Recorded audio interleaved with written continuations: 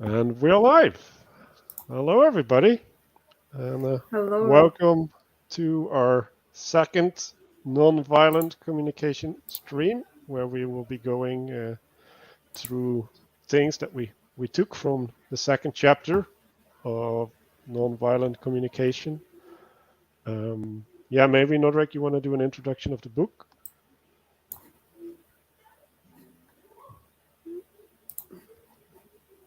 or she's busy. Well, so Nodrik found this book really special, right? Because there's a way in which it allows you to reimagine the way that you're communicating. It allows you to reframe things. And my personal perspective is it's always good to get contrast upon the way that you're dealing with things, because then there's new opportunities opening up, and when you have new opportunities, you can react better.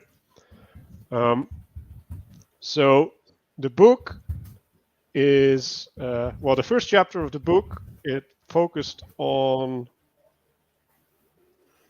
these four components: observation, feeling, needs, and requests. So the observation is trying to figure out what's going on, and then the feeling is what what emotions are associated with it, right? Like, so what is driving you as a consequence of what's happening, and then the needs are the implications of the feelings, right? Like, so what, when you think about what you're feeling, what would be the solution to that, right? Like, what would be needed to solve that problem, like solve that feeling for you. And then the request is implementation. It's putting it into practice. Like, okay, if you do this, then that would help me with my feeling, right? Through fulfilling this need. So that is a quite a nice framework to uh, go through. Nodrik had this way of doing this in her head towards herself, right? So maybe you can tell a little bit about that, Nodrik. Yeah, so I would not expect people to find it normal if I would talk to them in that kind of robotic way. What I observe is "Ti-ti-ti-ti-ti." What I feel is "Ti-ti-ti-ti-ti." What I need is, and then can you please do that for me? If I would keep talking like that, it would seem unnatural. But it does help me to put things into perspective for myself. So that's the way I talk to myself, and I forgive myself for being robotic. And like I do need it sometimes. That's what we discussed in the previous chapter, and please check it out. The link will be below. And today we are talking about chapter 2, which specifically focuses on judgment that we have. So when we observe something, we immediately put our, let's say, mark onto it. What do we see, and kind of like what we judge it as. Like, for example, in the previous chapter there was the situation of the conflict, and Manuel expressed judgment over it. Like, he said, well, that guy is obviously very emotional, so we will treat him like that. And so this chapter specifically focuses on not having the judgment, but on finding out the reason for behavior. So the thing that we observe would be attuned to another person, actually, without like making without preconceived notion or implications, because sometimes we just don't understand the other person. So that's partially what we will talk today.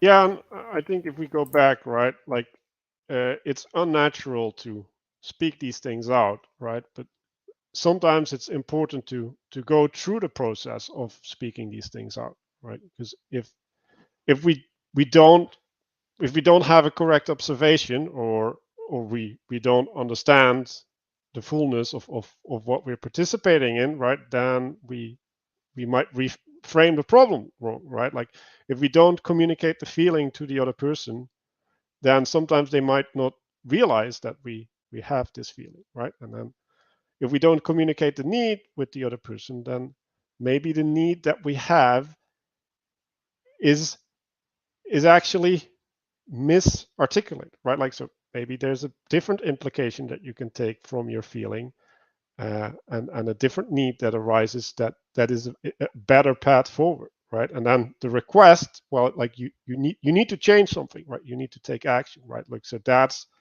the most important part eventually, right? But there's also an element where we might skip to the end, like like we have this tendency, like, oh yeah, like I just need you to do this for me, and we don't have the person on the same page because they're not realizing the importance of the request. And in some sense, if you don't realize the purpose of fulfilling that request, then maybe you can't fulfill it, right? Like if I say bow to me, right, like this, then if you're doing that to because I say so, right, and I want you to bow to me because I want you to show humility, right, then doing it to appease me is not a way of showing humility. So it's not doing actually what I wanted to do. And so it's important to realize that you can't do the right action in the wrong way and still uh, not achieve what you want to achieve, right? Like sarcasm is a good example, right? Like I say the words that you want me to say, but not in a way that you'll like it. So Yeah. Good. yeah. So everybody, like the links are posted in the chat. So if you want to join up with us and have a chat, then you're welcome to join us. So let's go to the second chapter. So this is the first slide. We called this thing. So this is referencing back to the 4 components we just have. And then there's also an element of receiving, although I don't think we've gone through that yet. But there's an understanding that comes with that framework, right? And so it's not only explaining yourself, but it's also receiving the explanation of the other that is important for that communication, right? So when we're communing, right, like there's 2 parties, right, and they need to be on the same wavelength in order to do something functional in the world. So yeah, Nodrik, you want to say something about this? Yeah. Um, it's intent is very important. If we do it to like to manipulate another person, coerce into our way of thinking, then it's not worth it, actually. Very important, like honestly, to be in touch with whatever we want, really, but also with understanding what another person actually also needs somehow. Because nobody, like, it doesn't last for a long time, this way of communicating, if the intent behind it is unclear, let's say. Just like doing it to be passive aggressive. It's like, no, that's not why I do it, or something like that. That was the big criticism of that part. It may seem passive aggressive. What do you think, Corey? Sorry, Taquan.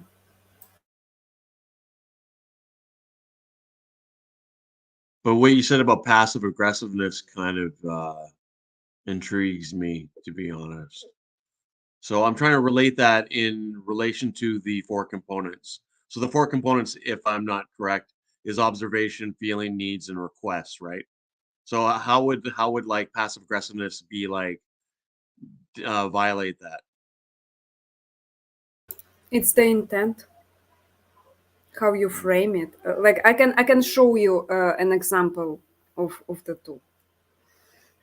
So honest one would be, I see a lot of people here, and I feel a bit lost.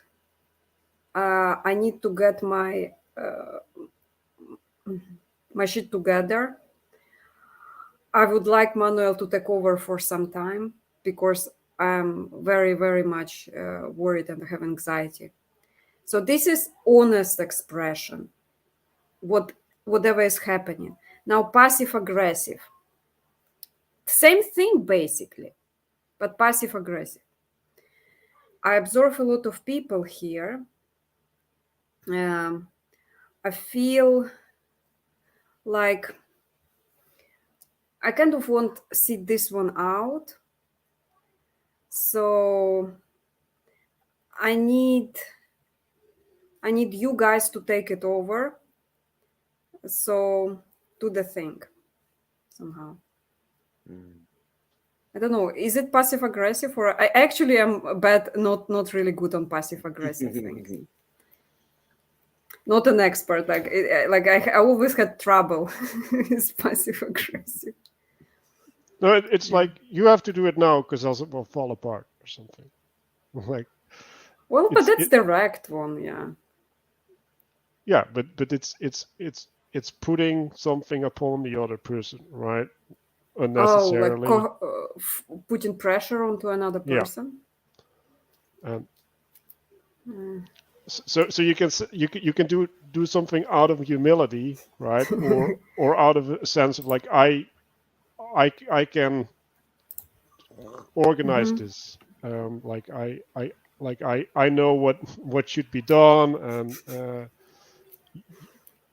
so and there's also a bit of spite in the passive aggressiveness, right? Like so because you made me feel this way, like now you need to be doing this, right? Or like there's this implication that that's not warranted.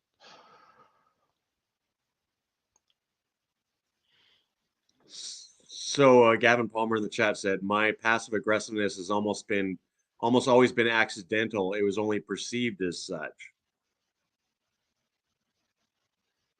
Yeah, but like at a certain point, you can do an objective-ish analysis of something, right? It's like, is what you're doing aggressive, right? Like, or is what you're doing neutral or receptive or like humble? And if you have a communication style, right, like then you can have a passive aggressive communication style, maybe because that's what happened in the family that you grew up, or like it's a defense mechanism to bullies at school or whatever, right? Like there's many ways through which you can get into a Okay, I got passive. an example. So I remember one time I had a friend, right? And okay, so one friend was offended by another friend, and he had a bit of like a receding hairline, right? And he's like, yeah, well, I forget how he did it. He didn't say, well, at least I don't have a receding hairline. I can't remember. There was a good example I can remember in my mind, but Yeah, so when you're no, passive I may aggressive, not be this, but at least I'm no. Anyways, continue. so that was kind of passive aggressive because you're like, ooh, what I'm saying is more important than you, what you're saying, right? Like you're overruling me in the conversation. Like you're creating a new narrative while there was a narrative going, right? So there's a By way trying in to which you by well, trying to there's a give an way in which you example. can do that, right? Where it's aggressive, right? And then there's a way in which you can do it where it's more distracted, right? But when you say what I have to say is more important than what you have to say, that is aggressive, right? Like that So is aggressive. in my trying to give an example, I was doing that, or in the example that I was trying to portray. No, in trying to give an example, you were doing that, Okay. right? Because I was in the middle of an explanation, right? Oh, So okay. I'm sorry. Oh my God, what did I miss? While reading the comments, okay, I just wanted to say hello to everybody. Cheshi, Nathaniel, everybody, hello. Yeah. So, And also Shleef, welcome Shleef. Welcome, Shleef. Nice to see you again. so Hello. I'm Just really to make grateful sure, I that read the second chapter. I didn't read the whole book. Should I be here or should I leave? No, you No, should it's be here. okay. Stay here. Well, I don't want to tell You're you what allowed to to do, but be here without having read anything. But yeah, it's nice that you read the Manuel, chapter. Manuel says you're allowed to be here. What form of communication was that? So, Well, in the since he's world, laughing, it's Authoritative. nonviolent. Nodrik, what? Authoritative. Authoritative. Okay. On Manuel's side, right? what? Like, can we go on? Because like, I'm Sorry. getting I distracted don't want to all the irritate time. you. In the world of judgment, our concern and centers on who is what, right? So this is what the chapter is about. If we read the chapter, they're all about like how are we judging things, like what is the way that we're judging, what are the implications of having judgment, right? And so a judgment is in some sense discernment, right? Like we're placing a label upon something so that we can have a relationship with it. So if we say something is uh, uh, passive aggressive, right? Now we're labeling something that didn't have a label before, and now we're like, okay, we need to have a relationship to it, right? Like now, sometimes that's a good thing, and sometimes that's a bad thing, right? Because like it's disruptive, right? Because now we're changing the attention from what we're talking about to what to the way something was said, right? So we're changing the conversation to something else, right?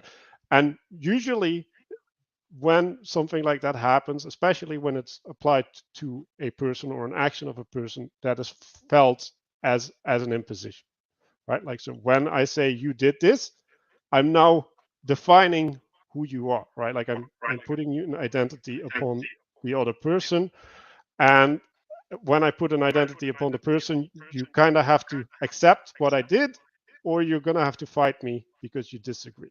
And so they're talking about this and how that So, is so, problematic. so when you say I have to accept what you did, or you have to fight me because you disagree, what form of communication was that?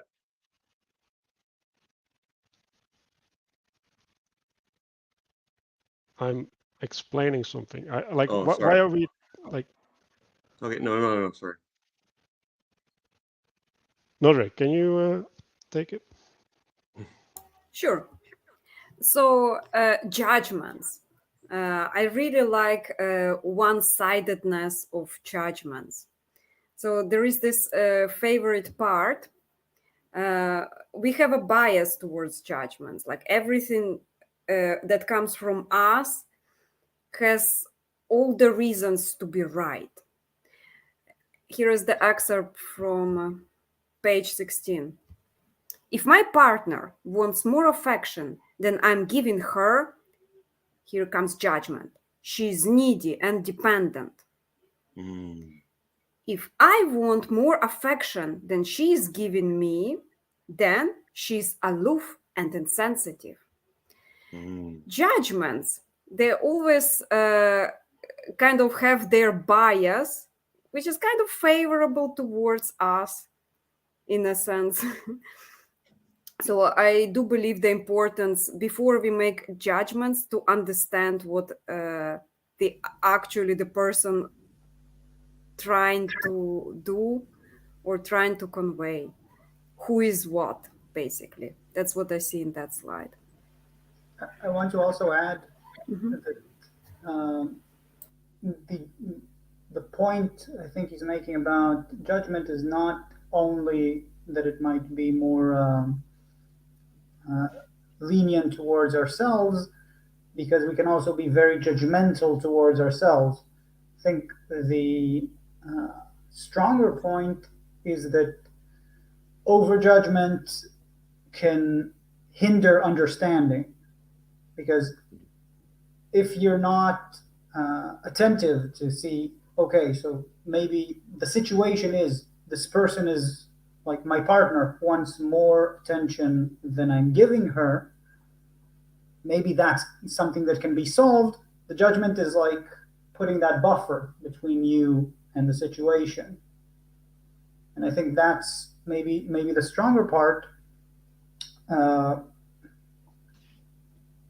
yeah, I had something more to say and then I forgot.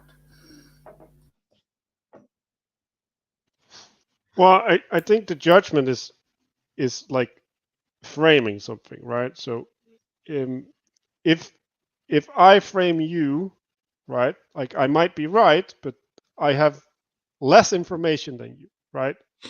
Because and so and it's also constraining things to a certain way of looking at things, right? So if I say you're short or something, right? Like now we're suddenly talking about length, and if that wasn't part of the problem, right? Like now we can't get to the solution, and I think that's the part that you're talking about, right? Like that there's a way in which these things can distract or pull us away from the real thing. But I think we need to have judgment, right? Like at a certain point. But imposing judgment is often non-productive in conversation. Absolutely. I want to add about that. I think what you said at the end is very important because we do need judgment, and I think there's definitely a lot to take from this dialogue about nonviolent communication, but also I think it's important to point out things that are, let's say, less ideal or less rigorous about certain things that he says. So at some point, he makes the claim that the reason we talk in terms of good and bad is because of how useful it was to create oppressive societies for monarchs and dictators. And I'm just saying that that's a very extraordinary claim to say that all of the way we talk is somehow caused by oppressive political forces, and I don't think there's enough evidence for that. So I think he makes good points, but also tries to throw away the baby with the bathwater. I think there's a really, really important sense in which good is a really important word and bad is a really important word. And if we stop using them altogether, then we're actually hurting ourselves more than helping.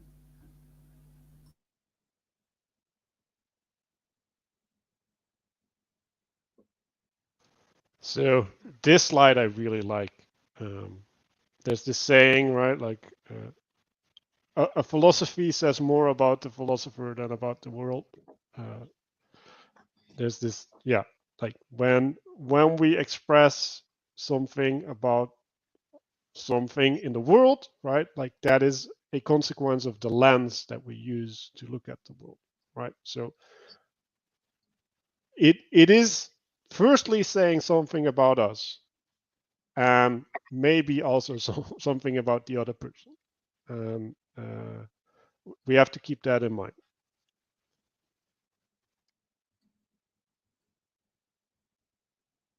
Amen. Projections.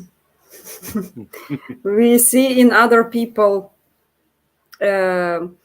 whatever is inside us. So we have a filter of our personal experiences. So if something irritates me in somebody else, it shows me where my weaknesses are. Like the moment I am angry, let's say, about somebody unprepared, this means I myself did not do enough work to prepare. So projections very current. So I would like to know what guys have to Gavin, then Taku. Yeah, true.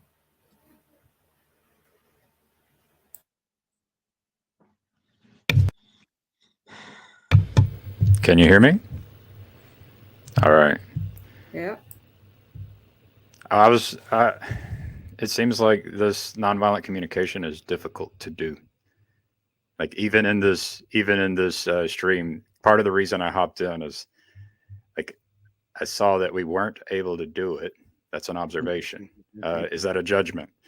It seemed as a powerful word. It seemed like the people in the conversation were not able to do the nonviolent communication. And then it makes. I'm practicing. I have the notes up. So then the feelings I actually have a feeling to try to participate. Maybe I can help us practice doing nonviolent communication. And then, for me, my need would be this question of, is there a time when we should not be doing it? And maybe what we're doing right now is not a time where we should be trying to do it. But yeah, just my ask or my request would be that, an answer to that question is like, is this the wrong time to use nonviolent communication, or can we do it all the time? Can I add to that also, maybe that we can aspire and fall short of?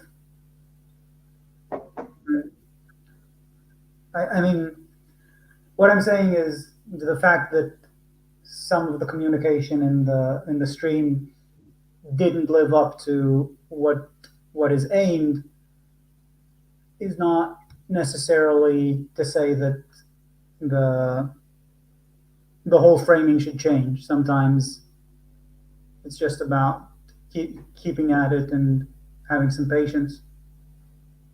What do you think? Yeah. It's only chapter 2, so we're just learning. Just started. Yeah, Agent wanted to say something. Oh, did I? Yeah, I don't know. Okay, so like there's a moment there, back there, like let's say if I go, for instance, when Manuel, when I tried to give an example, I observed what was going on, and then and then when Manuel mentioned it to me, I felt kind of like slightly angry in a sense. My need was to try to be understood, but I think I ended up giving a fine example of what passive aggressiveness was.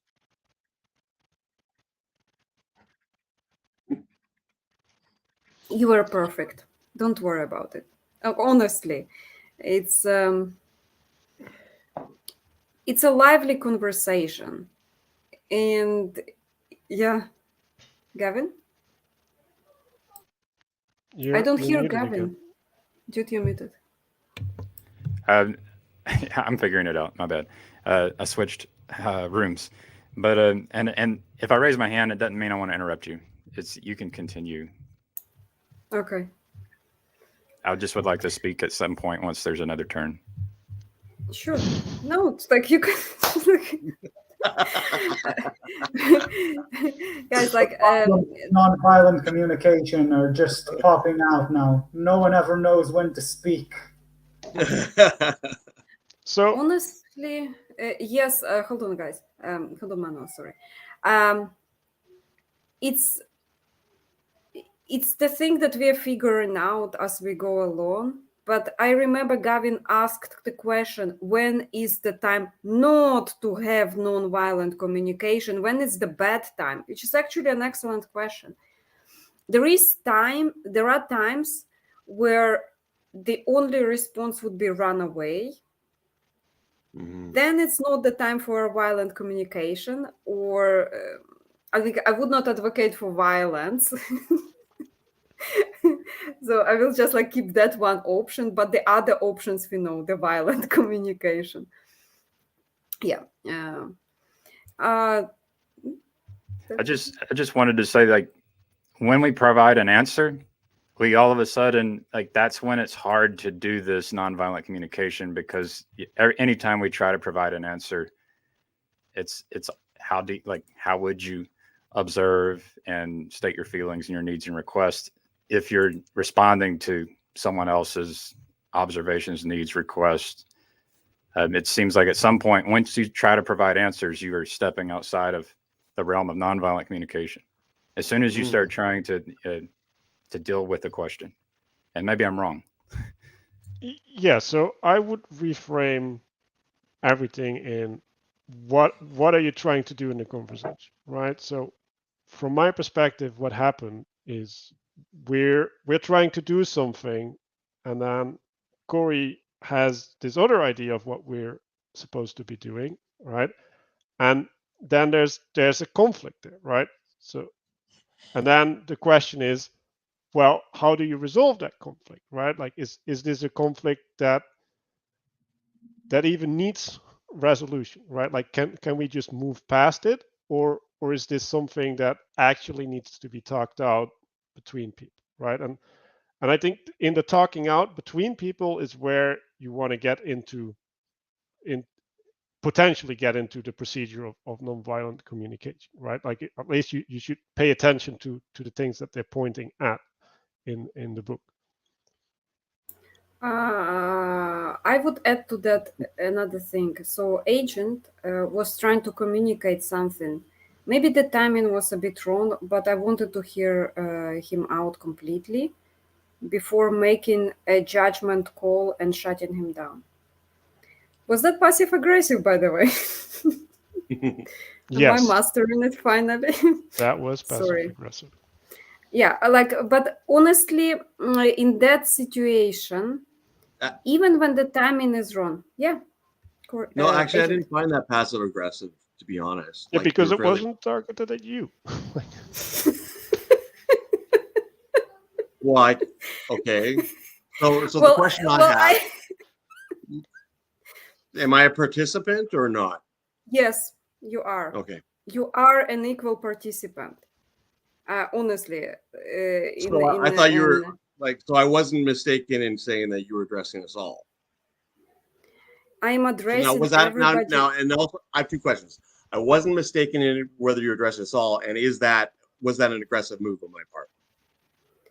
Well, I would say it was not aggressive move, but the timing, because I know you personally, and it's absolutely hard. I observe it also for myself. It's difficult in an unknown situation to get the timing correctly. It's really, really difficult. The cues are unclear, especially precisely because the leaders of the stream are still figuring things out. And Manuel and I still figuring out the dynamics. And so getting and just like stating your opinion with the timing without preset cues is actually like you are trying things out. And I think it's good because we will know how to lead it in the future, so people will get the social cue properly. Plus, no anyone is like no one is a mind reader, no one, and getting social cues correctly is really difficult for me as well. So that's my point. And nonviolent communication would be to make to express myself in a way that you would not feel violated by my actions. And I felt that I expressed myself, so it violated Manuel in a bit because he was passive aggressive. Sorry, man, I'm still learning. I'm still figuring things out. I'm trying to be non-aggressive to everybody. Apparently, I do have to take sides at some point, which seems aggressive. Damn, it's really difficult. Yeah, you don't have to take sides, right? Like, you can just state your wishes. And My wish is hearing each other out, but getting timing correctly, and which is on our part, by the way. It's us who give the timing. Can I ask you a question, Nodrik? Did you feel attacked by what I said? No, actually, no. I think Because you are. I feel like you reacted as if you were attacked. No, I noticed Shleef was trying to say something, so I was trying to speed up my answer. That was the reason. Not me feeling attacked, which is, by the way, judgment. Judgment. No, I said I feel like that was the case. Okay, sorry, man. Shleef? Actually, I wanted to address what you were talking about, Gavin. That the question of when should you not practice nonviolent communication is, I think, really important. And I personally would narrow it down more than Kara. I think you should only practice nonviolent communication when you have at least some level of cooperation from the people that you're talking to, because I think the underlying premise of nonviolent communication is of good faith and cooperation, and coming in good faith to a bad faith situation can lead you to just be trampled and hurt. Right? If you're in a conversation with someone who actually aims to hurt you, and you're saying, "I'm feeling attacked," they could just say, the most offensive thing that would hurt exactly, where they know it would hurt because you just told them. So I think it's hard to overstate the importance of trust in this. And I think where it really is useful is when you have actually people that you do want to have better communication with, and they want to have better communication with you, and you find yourselves constantly arguing. I mean, that's where you want nonviolent communication. That's where you want to have some more tools to reach a better dialogue, and not necessarily where you just go out to the world basically naked, right, without defenses, and being very good faith towards everyone. And I actually feel that there's maybe more appropriate to use nonviolent communication in writing, because like we were talking about it last stream, where it kind of sounds robotic when this guy goes and does his thing, right? Like it's feeling alien.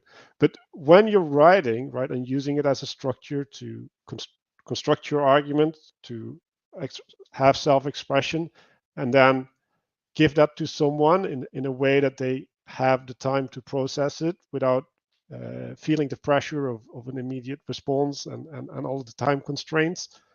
I think that's way better, and I think the dynamicness of a conversation and the immediacy of emotions within conversation is problematic to this. So I'm having trouble with the orientation between observation, thinking, and feeling. Does anyone have anything to mention about that? Can you expand?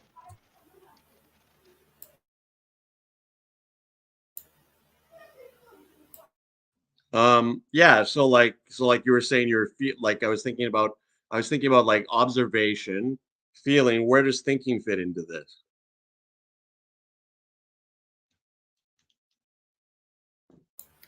Well, thinking is in structuring your needs and requests.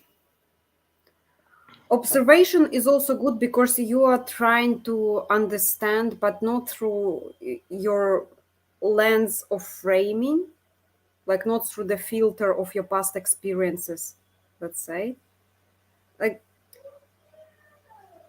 but through the understanding of what other people trying to do. So there is your thinking, actually. What are they trying to do actually here? Then your feeling is, how are you in relation to that? And then your need is to be understood, let's say, or to be heard. And then request is, guys, hear me out. Hear me out. That's it. Like, that's what I think implied. That's what I implied from the question. Let's say. I've had some experience with my wife, and the thing that can happen is I will end up judging feelings inside my mind. And if I communicate my judgment, I'm in danger of causing my wife not to want to share her feelings with me. Right. And so I can actually just kind of observe that what's happening without judgment through my communication. I can still judge and think in my mind, but then I can express the way I feel that, I don't want, I feel like I'm scared that I will push you away if I try to provide an answer to the problem of the feelings that you have. Right. And so I don't have to actually talk about answers. I can actually talk about, like, at a meta level, uh, why this is a challenge, having this challenging conversation where we're trying to develop each other's character, for example. Uh, so it will encourage me to think, but then at the same time, I don't have to actually communicate the answers. And sometimes, even if, like, my wife wants to know what's in my mind and know my answers, I can still say the feeling that if I tell you what I'm thinking, it's like, I'm afraid that you will not want to share how you feel with me again. Right. So I've been repeating that one a few times because I want to make sure that my wife knows that I want her to tell me what she's feeling. That could be more important than the actual answer to the problem, because being able to communicate is really important for, a community of people. In the case of my wife and I, it's the smallest community possible. Yeah, and I want to add to that, right? Like I was saying that these steps they can give us understanding, right? And like you said, you don't have to go through all of them. Like sometimes understanding needs to settle down a little bit, right? Like it needs to get to a different way of seeing things first before we can proceed. I like the intention behind it. So the intention behind it is to keep the open conversation going without scaring, let's say, her away from participating in the conversation. And that's already in itself is a big deal as a woman. I also want to add a small point that, for me at least, a lot of times being honest is more of a challenge than not lying, because there's a lot of noise going on in your head, and maybe a lot of it is not really so important and interesting to put on the table, let's say. So I think, like, acknowledging, like you say, that maybe I have an answer or a judgment or some instinctual, for instance, I might be talking to someone and think, like, have this rise up to my head. What is this person babbling about? I am so impatient to even hear about it. Well, if I say that, that's in a way not very honest, because it's not representing my general attitude towards them. It's a thing that happened in my mind right now, but impulsively just putting it out there, maybe not the greatest move, and even not very honest in a deep way. I just wanted to add, to kind of pull something out, is that one time I was having a conversation and I said, I feel like I wish you could just read my mind. So, and Kara's earlier was saying we're not mind readers, but it's honest. It's the way I feel, and it's irrational. And so just to share that was helpful, for my wife and I. And it just points back at, communication can be challenging. But even sharing something that is honest about what's going on in your head and being able to see who you really are, and share that with someone in an intimate way, it can be powerful. So the goal state so you have a goal state in nonviolent communication, right? Or would you not? Would the goal state just be engaging in continuous dialogue, like passing the ball back and forth?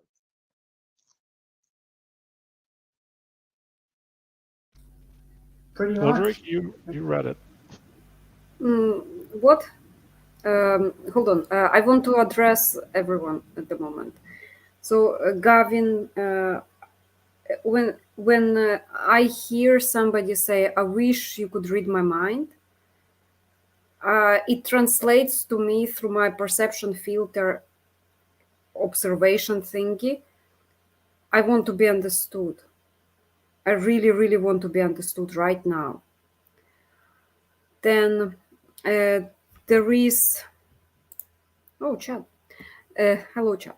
And then there is Upcycle Club, who mentioned Manuel here as well. There. It's a message from Manuel. If I was right there with you, I will still utilize the live chat. Yeah, exactly, man. Exactly. Welcome, chat. And then another thing, I just wanted to say thank you. It's a really nice observation, or like even wish for the future. Right, Jordan, show, and Corey. Could you repeat the question again? Sorry, agent. Well, I don't. Yeah, sorry, I may have jumped in the wrong. My timing's a little off, but so I was wondering, like when you engage in nonviolent communication, or even say like positive communication, like say with a partner, do you enter into that thing with a goal state or an end state, or is it more like kind of like trying to keep the ball going, kind of thing, like a game of catch or something? I got it. So first of all, the intent behind the keeping the ball going, there is an underlying motivation is I want the relationship between the two of us to continue all the time. Mm-hmm. So the intent and understanding what is underneath the entire thing. The moment communication completely stops, it can be even violent communication. It's the end of interaction in between two people. Non-violent communication is the mutual, I mean, maybe not at the beginning mutual, but hopefully by the as time goes by, people keep doing that mutual conversation, because at least one of the people wants the conversation ongoing. And so nonviolent communication is the tool to keep the conversation going for the people who do want to keep it going. Because violent communication is usually the end of communication. It can't go on forever in violent state.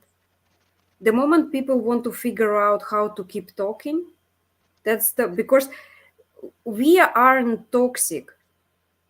Like, even if people ever accuse others of being toxic, like deep inside, none of us is toxic. It's like all of us just misunderstood. All of us.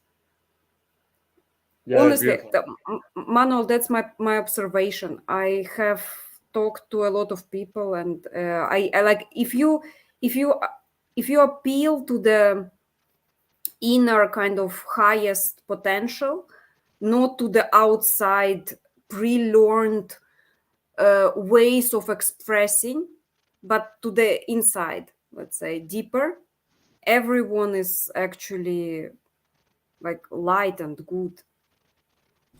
Well, so I had a point to the previous part, and then I'll let you respond to the second part, if that's okay, Manuel.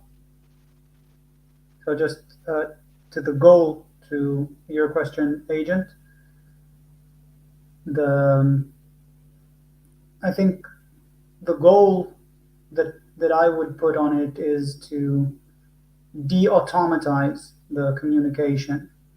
So what happens, I think, in a lot of relationships is that you have some automatic reactions. You have, you know each other's buttons, and you know how to push them, and you kind of, escalate in a way that neither of you wants to, and you don't know how to get out of it. So I think the goal is to find a new path where not only you keep the conversation going, but you rejuvenate it with something that is more alive and less automatic. So I think that's why when someone says, instead of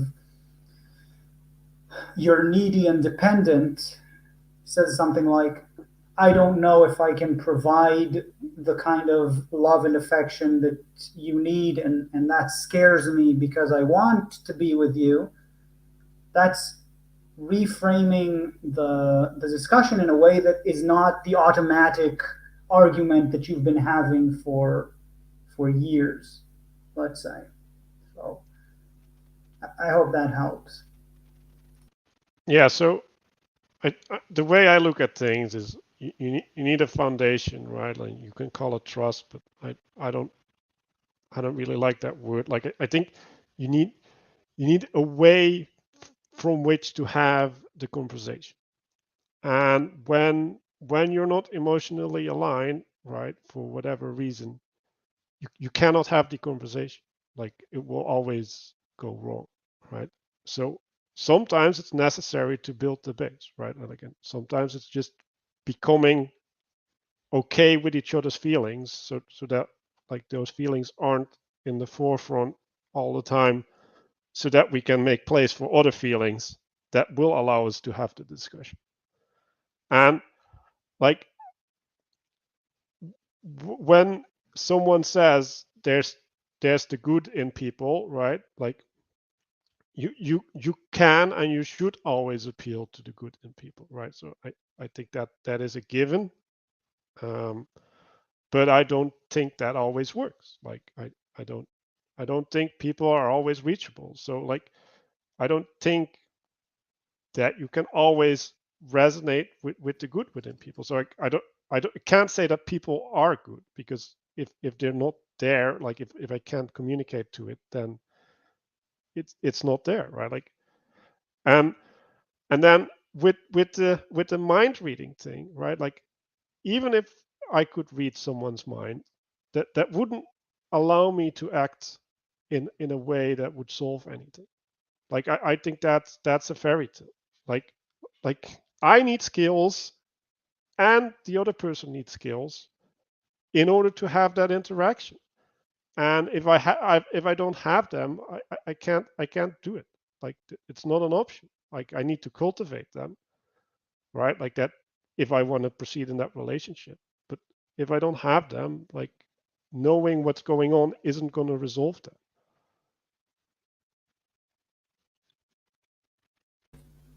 Someone sent you a message. Yeah, so a chain of trust. Yeah, like that. I think that's the Christian message, right? Like we all have to keep doing that. Or like I don't know, like maybe it's also Judaic, but it's the spiritual message at least, right? Like we keep appealing to the goodness, and then there will be more goodness, right? And there will be better expressions of the goodness. And I think that the sad thing is that in modern society, at least a big chunk of society is so confused that they're unable to participate in that way, and they've just lost track. Judgment. Can I ask a question real quick? Totally. Hello? Is this thing working? Yes, it's working, chat. We can hear you. Okay. Yeah, I was thinking like the idea of nonviolence and communication is a great idea. And I think it's something that most aim for. What I think is when the idea of nonviolence kind of becomes the top principle or the top virtue in the hierarchy, and like in the avoiding violence at all costs can be sometimes very dangerous and futile exercise. Though, you know what I mean? It's like sometimes it just comes down to it, like like. And I'm not like advocating for violence. It's not what I'm saying. I'm saying like this idea of making sure that no matter what, no violence, no matter what, it like can be this toxic thing. Or am I off base here? Am I kind of like off topic? No, you're on topic. Gavin touched on it earlier in the question, when is the right time for nonviolent communication? And like it is depending on the situation, because sometimes there is no right time. Sometimes the only answer is actually a violent communication or escape. As like it's actually a big thing for women. Like I can talk from my perspective. I had to learn, because violence was never an option for me. Like I cannot protect myself, and I had to find out when is the situation where I escape and how do I escape. And I understand, for me, a non-violent situation where I could escape is being funny. So I would joke my way out of things, which is completely the opposite. Like it nothing in Rosenberg's book, I read the entire book, talks about non-violent communication through humor and sense of humor. Like it only touches on the point of observation, let's say. That's the only thing. Humor is observational to the situation. You can joke your way out of it. But the other principle, need, request, and feeling are in your head. Outside, you only address to situational assessment. Yeah, there are other responses than a non-violent communication. And of course, there are a lot of situations where non-violent communication can actually get you into trouble. You have to think. And Agent was correct. Like at what moment my thought, my judgment comes in. And that's the moment you assess the situation when it's appropriate. And it's not always that easy. Yeah, and I would argue that humor can be a good solution to some situations, but it can also be violence. Like and not only in jokes that are diminishing to people, but just the fact that you're not relating to something that they're expressing by taking away the focus of the conversation from the thing that is important to them is, in my opinion, a way of being violent towards them. Manuel, again, are you talking from your experience or Yeah. from theory? Have you Yes. ever tried to escape a conflict via humor? Yes. Using humor while being a big guy? Yes. Like I don't like conflict. Like, and also Usually very skeptical. women also have access to violence. Like they don't use physical violence most of the time, but they use social status, reputation destruction as a way of violence. Well, And I'm talking about a situation where I don't have social status. The only thing, like nobody knows me. I'm a tiny, unassuming girl, like really tiny, very unthreatening. Because the way you appear is also is also assessed by your opponent. And in that book further, like in other chapters, they would be describing situation of girls escaping difficult, let's say, situation where she could not do it otherwise, using nonviolent communication, addressing the perpetrator and preventing herself from harm. And I can say it works. Like that's why this book spoke out to me, because I was in a similar situation, so I could have protected myself, let's say, using interpersonal skill without reaching for status or like reputation distraction. Like none of those would work, let's say. I know I've been on the receiving end of somebody trying to use humor. Uh, the problem is with that is like I'm sure it can work sometimes, but like maybe one party is more receptive to humor and the other is like this is serious business, and like where somebody was trying to use humor, and in that it only provokes violence and frustration. So I can see how it can backfire. I've been on both sides of that. It's like, like I've gotten arguments, like, let's say with my wife, and she's like, everything's not a joke. You know what I mean? It's just like, it just made her more pissed off. So sometimes it can be a problem, I guess. Yeah.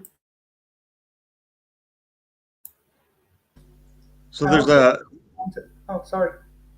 yeah, if I may, there's an interesting question. Like I'm kind of wondering about. I think Chris Patkow says I think nonviolent communication breaks apart when you can't agree what is at the top of the hierarchy. So, what do you think of that, Manuel? Well, I think actually that is what nonviolent communication is trying to address, right? When stating the observation, stating the emotion, stating the need, and the action with that, it is trying to establish a hierarchy. It's trying to establish, okay, this is the thing that is we need to pay attention to, and I would say, right, like that's negotiable, right? Because it's not only one person's feelings, there's two persons in the conversation, right? And so they both need to be their needs need to be met. And if they're conflicting needs, then you can't fulfill one need and say, yeah, the other one just like whatever, right? So they need to go together in a way where it can be productive. And yeah, so what's on top of the hierarchy is essential. I would also like to respond to Chris's comment. I think it depends in what sense you would mean that, because the term to agree what's at the top of the hierarchy, I think, is used a lot in this corner of the, like, top of the hierarchy in this corner of the internet, specifically Jordan Peterson and Jonathan Pajot talk a lot about it. But I think if you bring it down to an actual situation with actual communication, I think it doesn't necessarily come down to really figuring it out and agreeing in any sort of philosophical way. I think the agreement is more in the underlying structure that you're in. So I think if nonviolent communication is possible, like if you can start that communication, you probably, in a deep sense, agree about something that allows you to, if not promote both of your interests, then reach a compromise that is better for both of you than straight out fighting. But it also comes back to Chad's point, which is like violence, unfortunately and painfully, has a place in the world, because there's no. Here I disagree with Kara. I think sometimes you're confronted with a situation that simply cannot be resolved without a conflict. And in that sense, trying to hide behind stuff like nonviolent communication can be cowardice rather than wisdom. Right, and then sometimes, like, the thing is, like, so there's difference between, being a predator and being prey. So there's a violence like that, but then there's the violence of contenders, and, like, I think the violence of contenders is that they have an intimate relationship with their knowledge of what violence can do. And so when you have somebody who's a predator, like, how do I say this? If you like, let's say a culture has lost its intimacy with the real ramifications of violence, they can be very hubristic. and they can do all sorts of crazy things that enact very, very foolishly, and then that's what can allow the predator to come in and harm. And then so now that's not like that's not that's not violent communication. That's like so that I'm kind of getting a little off topic, but like there was a thing I just listened to Peterson talk to the new prime minister of Israel, and the guy said that he had a very different ideology than say Obama, and the ideology he had was uh, power produces peace, and he felt that Obama's ideology was peace produces power. And so like it's interesting that you guys are talking about this because like, oh yeah, like, because if power can produce peace, the only way you can really do that is if you have a very well, if you're well acquainted with your history and what violence can do. And if you live in an overprotected society where violence is unacceptable, and then all of a sudden it breaks out, nobody knows how to live inside of that. That's complete chaos. At least if you have the threat of violence, some order and some respect for order and for violence can kind of like be very beneficial. Uh, yeah. That was excellent. I just like to address like I was thinking of something, and then Chris Petkow kind of related to what I was thinking of. He said if you're arguing who does the dishes, you have to be able to appeal to higher ideas like fairness. People who fight over dishes aren't fighting over dishes. I was thinking of this like in order to have nonviolent communication, you almost have the two goal states, but in order to use a Vervaekeism, to appeal to the virtue above the meta virtue or whatever the transjective between the two goal states, right? Mm-hmm. I mean, for me, top of the hierarchy is why are we doing that? All of that. Top of the hierarchy would be like, what's the end goal? It's like, and then if both parties agree on the end goal, which is like a fair, mutually respectful relationship, then the question of dishes would be pretty solvable. Like, it's fair I do dishes today, it's fair you do dishes tomorrow, or something like that. The top of the hierarchy where both parties agree on the actual thing they're trying to achieve, even in political sense, right? Then the communication can become really, really productive. But yeah, the first thing is to observe, like, or to find out what are the at the top of the hierarchy, what are the final motivating forces behind our actions, why are we doing that. Yeah, so there is a next question from William. I just I want to mention, like, is this passive aggressive when I bring my microphone in? No. I mean, No, you're trying to say something. It's okay. Freud might have something to say about that, but I don't think it would be passive aggressiveness. Well, about dishes, if you want to, I'm just saying a conversation about dishes can go pretty deep if I'm involved. But anyways, that for example, it's like, you know, you could talk about fairness, but you could get to how much money are we spending on dishes, and what are we doing with our money, and are we trying to like help the people who don't have clean water? It's like, you know, that it can go pretty deep. But I would say like the nonviolent communication, like the goal of it, and to the point of what's at the top of the hierarchy, to me, it's just a matter of seeing. For me specifically, it's seeing the immeasurable potential in another human being. And so long as the other human being is not, you know, just completely disregarding me and ignoring me and looking down on me, then there's an opportunity there for this kind of nonviolent communication. It has to do with the idea that you should love people, or love God and love people. That's what it is for me. You might not even have to love God. You might just be love people.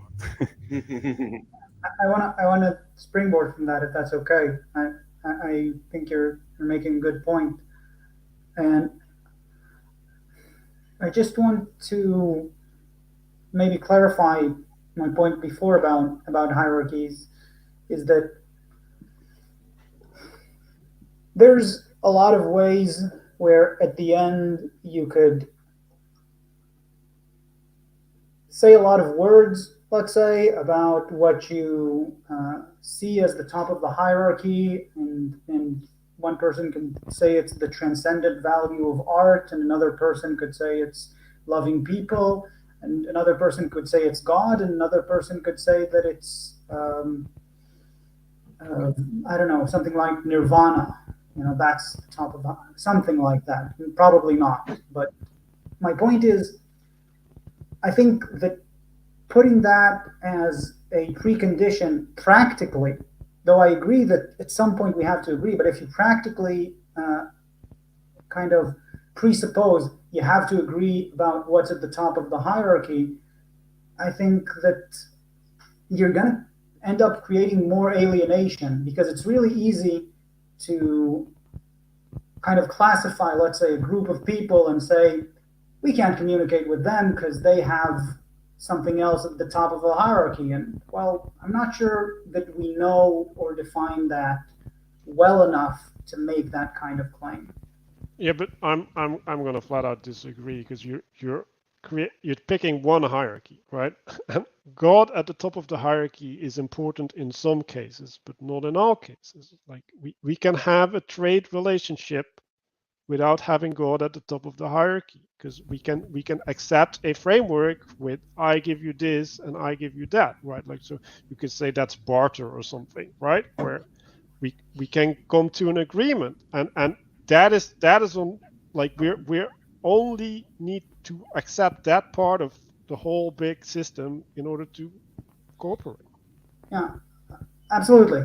I don't think we're in disagreement. What I was just trying to say is I think there's a difference between the 2 points, where usually when people say something about the top of the hierarchy, like all the comments there, they were talking about something like God or transcendence or something like that.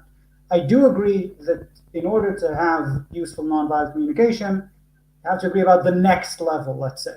Right? What's above this? What are we striving for in this specific conflict? In that sense, I'm completely with you. And that's pretty much a more concise way that you put it in describing what I was trying to say. So, like, something at the top of the hierarchy would be the desire to communicate. You Mutual. mean in Because nonviolent communication in general? just like I would think in general, like if we're going to be communicating, hopefully the ideal would be that we're willing to communicate even if we disagree. Because if you don't have that, then it can go sour pretty quick. I mean, so I'm thinking about like if you have, let's say, if somebody's core beliefs or a culture's core beliefs is that they are superior than anybody else, then it's going to be very difficult to communicate with those people in a way that's productive and useful, because they're just not going to hear you. You're like, to them, they're speaking to like an insect or something, you know. So it's hopefully like you can come to an agreement. Like that's why I think this works, and why I see so many different kinds of people in these conversations. Like it seems like the thing that's at the top of the hierarchy in these conversations, or in, let's say, the overall conversation that we've been having over the last couple of years in this internet culture, is the desire to actually communicate, not necessarily the desire to win the argument. That's maybe not on the highest part of the hierarchy between us, you know. So I don't know. Chad, I thought that was excellent. I just want to clarify if I have that right. So in a sense, you could say that the goal of nonviolent communication is to be able to keep the communication and preserve the relationship, right? Yep. But I need to disagree here. Like, I think part of any discussion has to be having the discussion, right? So you need to protect the means to the end in order to reach the end, right? Like that's always true, right? So that should be a high value, right? Like it's a necessary component, but it cannot be on the top of the hierarchy because it's it's always serving for to achieve something else. And so it's important to realize that part of the hierarchy is the ability to maintain communication, but it cannot be the thing that organizes the hierarchy. Okay, Manuel, I would like to clarify that point. Do you mean that's the way you communicate, or do you say everybody should communicate like that? Because I agree with actually Chad, Agent, and Gavin. It should be reciprocal, and also I'm everybody said it. It I'm should not be disagreeing. reciprocal and to understand, but it also like the way we communicate, and of course it is to keep the conversation going. That's why we are trying so hard, and it's it's for the other person and let's say me to find the way to communicate so I don't feel the other person is imposing their way of seeing things onto me, like those phrases. It will be in chapter 3, by the way. It should be like that. Well, I mean, can you say it clearer, like I think it should be like that, rather Well, than statement of absolute undeniable truth? I think it's a language problem, maybe. so Uh, Nodrik, like mhm. your what I heard you say is that I said we shouldn't value communication or we shouldn't value these things. That's not what I said. I said there's a hierarchy, right? And it's a subset of the hierarchy, which means that it's on the hierarchy and it's important. Yeah, Like who decides the hierarchy? that that Is that is that is the goal that you're gathering, right? So the hierarchy here is to talk about nonviolent communication. And within that hierarchy, we need to have the communication being held high, because else we're not fulfilling the goal of talking about nonviolent communication. how you guys doing? Do you think we're holding So, non-violent so far? I think there's so what definitely you're some saying contention. is, Yeah, I think there's some contention between you and Manuel being quite visible, but the I think the point is still like being passed through because I think there's uh, some improvement as you can see like during the stream. I think right now if I can make an observation, I think you have like I'm not sure how to specifically describe it, but it feels like the communication is being very disrupted, right? You have just like misunderstandings of each other time after time, and it's kind of escalating each other. So like each misunderstanding is answered by a further misunderstanding, which is then further misunderstood, which is interesting. I think in this context of nonviolent communication, like how do you think you could fix that? Like if I put you two on the spot right now, like what's something you could do? I just think Well, that that's necessary. They're negotiating. That's what we're doing.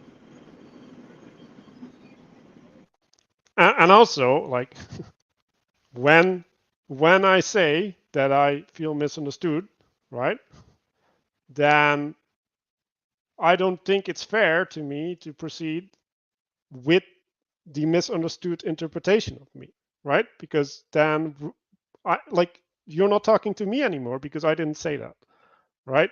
So when people draw conclusions from what I say without me agreeing with those conclusions, we can't proceed until we have agreement, right? And I think getting to agreement, right, is important, right? Like that is the basis upon which you can start discussing. And I think when we go back to where we were in the book, right, like don't judge things, right? Then the judgment is effectively stating, well, you said this. And it's like, well, yeah, but maybe I didn't say this, right? So it is important to allow the other person to articulate the thing that they said instead of interpreting what they said. Can I offer one practical solution that might work specifically in this situation? I think it would just be nice, like going forward, if every time, for instance, Nodrik, when you try to respond to Manuel, start with like a short answer and trying to say, okay, did I get you right? And then you can get on the same page. Because it seems like you're building a lot of towers every time over that misinterpretation before the other person has a chance to say, no, that whole thing was built on something wrong. Mm-hmm. That's a good advice. Solid. So, Chris Peckow said, you can argue over who does the dishes, but if someone wants to argue the dishes don't need to be done, then violent communication is impossible unless you're okay with a dirty kitchen. I think he said in a previous comment that if you don't have the underlying similar axioms, then you can't have negotiation, you can't have communicating. So does nonviolent communication necessarily need a hierarchy that has the similar axioms in order to engage in communications, or is communication thus impossible? So I'm going back. Like I think nonviolent communication is correctly trying to establish common ground, right? And I don't think you need to agree on the dishes, right? Like there was a bunch of comments earlier that was saying, well, if we're talking about dishes, like maybe it's about other stuff. And it's like, yeah, probably, right? Like when people when people react in a way that is non-constructive, right? And we also went over this, right? Like they're expressing a need, right? Like they're having a need not met, and the need not met is probably not the thing that they're talking about, right? Like it's behind the thing that they're talking about, right? Like so maybe it's something like you're not doing the thing in the relationship properly, or maybe the way that you're doing the dishes is not the way I want things done in the house, and therefore I have a problem with you. And it's not about the dishes themselves. It's about something that is more fundamental than that. So is the constructiveness of the situation determined by the transjective between the interrelating parties? I'll just cut in because I have to go. So thank you and see you, everyone. Great. Nice to see you, Shleef. Thank you. Bye. No, I think it's a negotiation. Like I think negotiation is the right word. Like it's like you value this, I value this, and like this is where we can meet, and you need to have a way to get there. I remember there is in chapter 2 a story of a lady who came to nonviolent communication seminar, and she hates to cook. And then she spoke out. I was cooking for all those years, hating, dreading each time I would cook. And then after finishing the seminar, she understood that she should not cook anymore. And then she gets home and stops cooking, and she has a family with sons and everything. and then Marshall B. Rosenberg, next time he has a nonviolent communication seminar in same town, he receives a visit from her family. Like coming in, and he's like, oh my God, will I get the beating?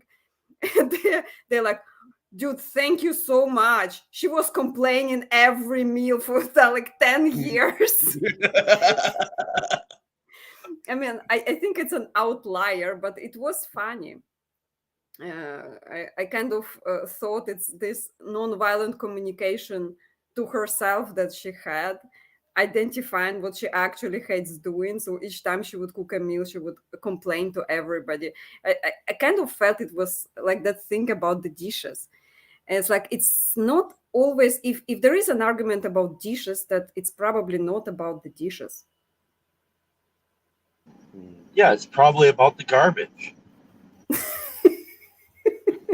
and who cleaned the shower and who took the dog out last. So And my yeah, my take on the dishes, like what I was taught by my father, is that every person had a fork and a spoon and a plate and a bowl, and you took care of it. You took care of it yourself. But that's not the way every family does it.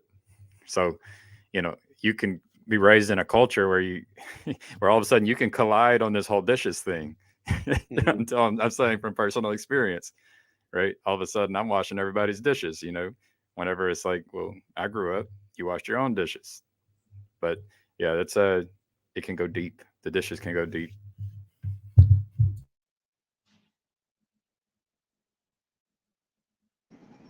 yeah, like that's what I mean. Like, maybe it's the leaves that I'm really pissed about.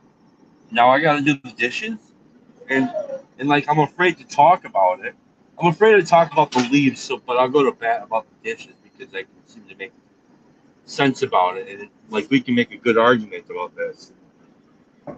And I think a lot of this does boil down to, well, in my case, pride uh, and fear and like a couple things. Like I don't want to be harmful to my partner, but I also don't want to feel like I'm being walked on, even though I'm not being walked on. It's a lot of it is like a story that I've spun in my own mind, and that's a lot of, like, for me, a lot of conflict comes from this thing that I keep, this narrative that I've got hooked on somehow, and that thing can like distort my entire relationship with my family life. Right? It's like it's little resentments that are not addressed that are piling up all over the place, and but again, I'm willing to go to bat over these damn dishes. And I'm not sure if Chris is actually talking necessarily about the dishes. I guess the first question I heard him talk about when he mentioned hierarchy in the dishes, I thought I was hearing, again, and I was just, maybe I'm projecting, but I was hearing him make a comment or a question about like uh, cultures colliding, or and that to me is because like the conversation around nonviolent communication, I don't think can really scale up into the national or the global. Probably. I wanna get back to the book a little bit, and I think the dishes fit in here appropriately. So we were talking about judgment a long time ago, and how making judgments is not constructive in conversation, right? And saying something about the dishes is a judgment, right? Like it's like this is wrong, like you are responsible for the wrongness in this way, right? So, and then this is what he says about making the judgment. It is my belief that all such analysis of other human beings are tragic expressions of our own values and needs. They are tragic because when we express our values and needs in this form, we increase the defensiveness and resistance to them among the very people whose behavior are of concern to us. Or, if they do agree to act in harmony with our values because they concur with our analysis of their wrongness, they will likely do so out of fear, guilt, or shame. So who wants to So how do take you this first? how do you feel about that, Manuel? Um, well, so first of all, yeah, I don't like this framing, but the first part is really correct, right? Like the tragic element of we're trying to achieve something in the world, and while we're trying to achieve it, we actually do the opposite, right? Like we're not getting closer to a solution. we're not getting a more intimate relationship. We're not resolving it, right? And instead we're creating the thing that will maintain the problem and disconnection and frustration. And so that's really sad, right? And then well, so the second part is implicitly implying that a way of being, right? Like people only agree with us because out of resentment, effectively, or most likely agree with us out of resentment. And like I think that is a really sad view of humans, and I do not want to look at it that way. Like there are people who do it that way. Effectively, the way I see it is they don't want to get into the conflict, right? So the conflict is still in the background, and instead of participating in the conflict, they're acquiescing to something against their will, effectively, in order to not have the conflict.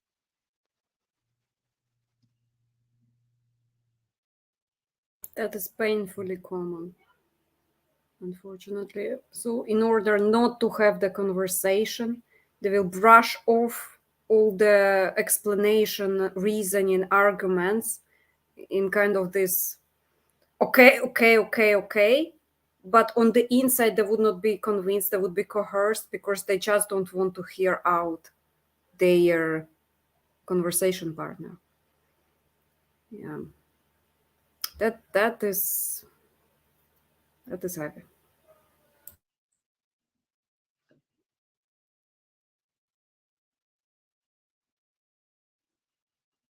Does anybody else have something to say? I'll go to the next slide. Okay. We all pay dearly when people respond to our values and needs, not out of the desire to give from the heart, but out of fear, guilt, or shame. Sooner or later, we will experience the consequences of diminishing goodwill on the part of those who comply with our values out of a sense of either external or internal coercion.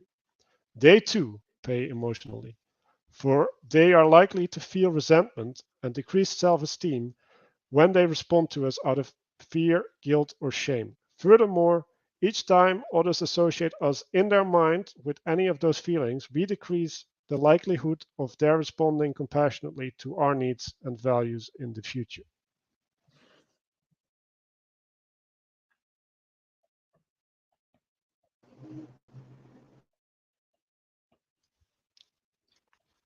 So yeah, like what he's describing here to me is like a vicious cycle.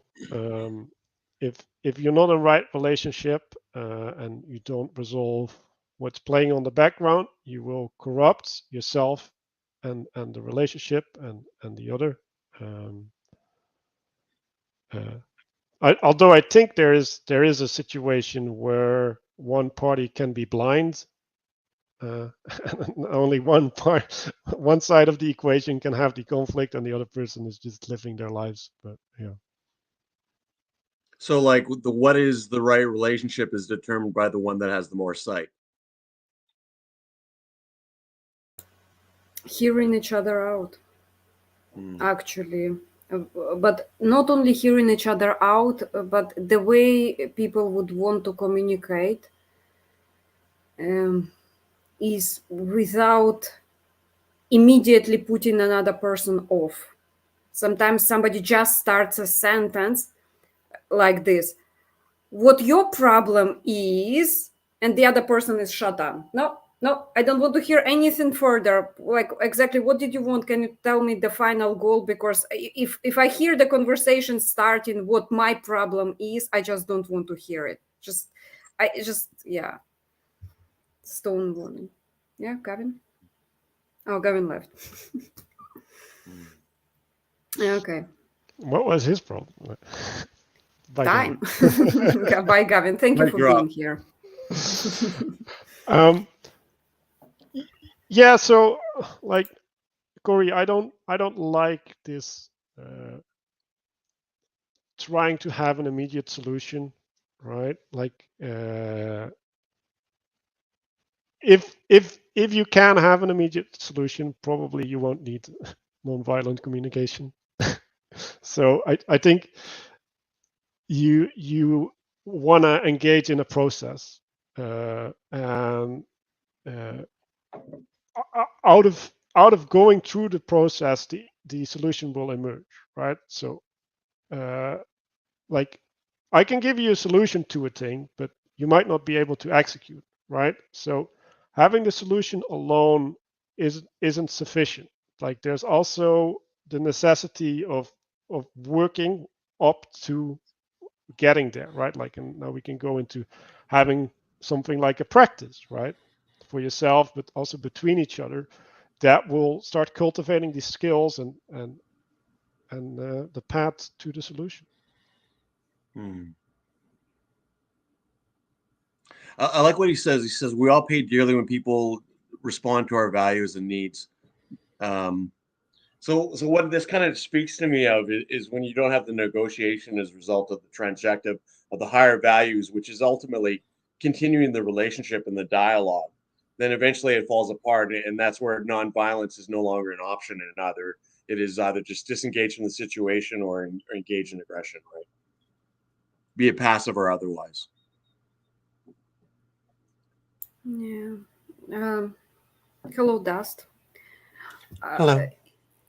It brings up to me, there was Andrew Huberman podcast on relationships, and he said there are four signs of ended of a relationship that is about to end, and one of them would be defensiveness, criticism, stonewalling, and then there is I don't know, spite. It's one partner is talking and the other partner is just like, oh my god, he's talking again, or like. And he said if couples exhibit those signs, it's the end of their relationship essentially. And further, it will be like in the book there will be examples of people who actually resolve that, people on the brink of completely breaking their relationship, they started hearing each other out, which is interesting. Yeah, definitely watch out for those signals. So the book goes into three necessities. I don't know if there was a fourth one, but I couldn't distill that immediately. But humility is a requirement, right? So in order to give space to the other, right, like you need to draw yourself back from the center and give the space for there to be something. Then responsibility is taking responsibility upon yourself is the thing that allows you to actually start working on something, right? And then the demands is like you got to have something that you can work on, right? And yeah, I was thinking that we probably would get back to this slide a bunch of times, right? But when we're not clear about what we need in the world, right, we can't get those things. Like people can't do things that they don't know, and I think that's the value of clear communication. Well, the thing that I'm most curious about in nonviolent communication is the notion of demands. Would you be able to clarify that for me? I think we'll go into that a little bit later on. So maybe we'll just go to the new slide because I don't want to talk to it outside of the context of the book. So this is my favorite thing, responsibility, and so he's talking about life alienating communication, right? So it's one of these things that Nodrik pointed at, right? It's like the things that bring you apart effectively. So another kind of life alienating communication is the denial of responsibility. Life alienating communication clouds awareness that we are responsible for our own thoughts, feelings, and actions. The use of our language obscures the common expression have to as in awareness of personal responsibility. And okay, I don't know what happened there, but there are some things you have to do responsibly, whether you like to or not, illustrates how personal responsibility for our actions is obscured in such speech. This phrase makes one feel as in "you make me feel guilty" is another example of how language facilitates the denial of personal responsibility for our own feelings and thought. So, yeah. So there's a thing where we're this is encircling one of the precepts, right? We're responsible for our own feelings, and we should use communication that expresses that, right? So when we are not clear about the cause of things, we might misattribute the cause, and then we get bad reasoning, right? So if the feeling is invoked by the other, right, like the invocation doesn't tell you what to feel, right? Like what to feel is part of your interpretation, right? And then how you're relating to your interpretation, right? Because you can kind of feed the emotion, or you can quench it, and so there is there's a lot of things there. So maybe you guys take it up.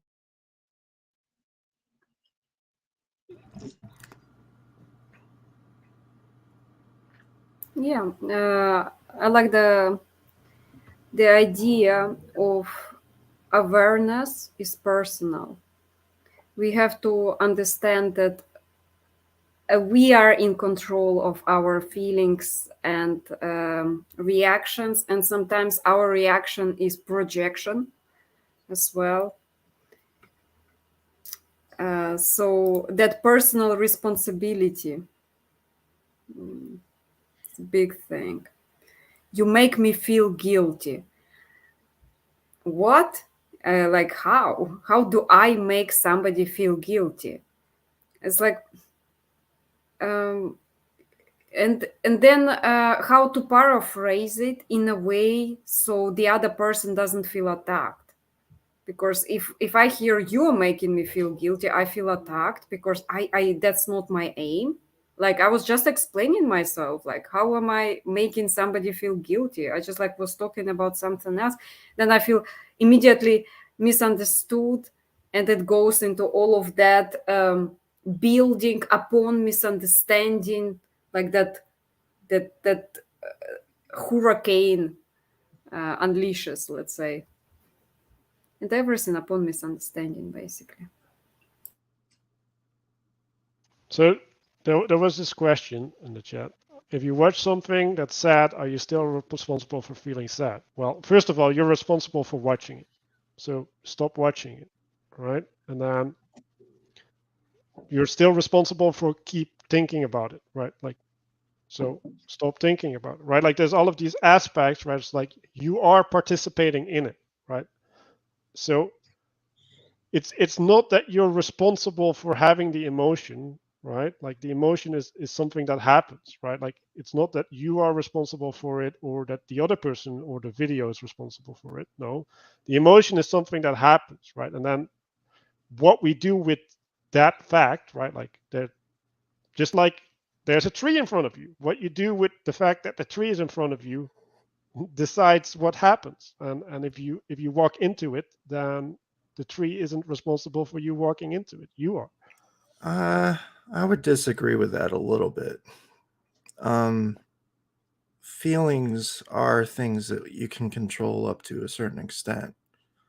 You can choose to be frustrated with things, or there are ways in which you can reason or rationalize things, allowing you to sort of calm yourself down, or rationalizing a sad circumstance that will allow you to better cope with that. So, I mean, yes, the feelings can be overwhelming, but there are things that you can do to be responsible with those feelings that come in. I want to address the dog situation. If you walk across the street and the dog is being hit by a car, right in front of you, getting killed, you feel sad. It's natural. You're a human being. But the thing is, we observe bad things in life and we deal with it. Because there are a lot of horrible things going on in the world. A lot of it. And we have to learn to deal with them. Like we have to. I keep hearing terrible news, horrible, like to the point of friends dying. And I have to learn to deal with it. And I have to find methods to cope with it without saying, oh my God, the world, you are responsible for me feeling like that. The world is as it is. I have to observe it. I have to understand it. And it's my own agency, inner agency, that makes me cope with the reality. Let's say, yeah, dog getting hit, it's rough. It's part of life. You have to deal with it. And it's unfortunate that it happened, but it is happened. We have to understand those unfortunate situations too. And that being said, I always feel sad when I see a dog being hit by a car. Mm-hmm. Yeah.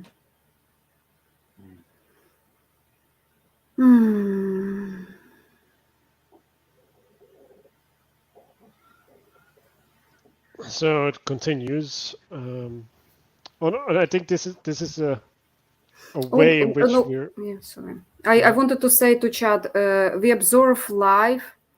Try not to notice life. No. I notice life.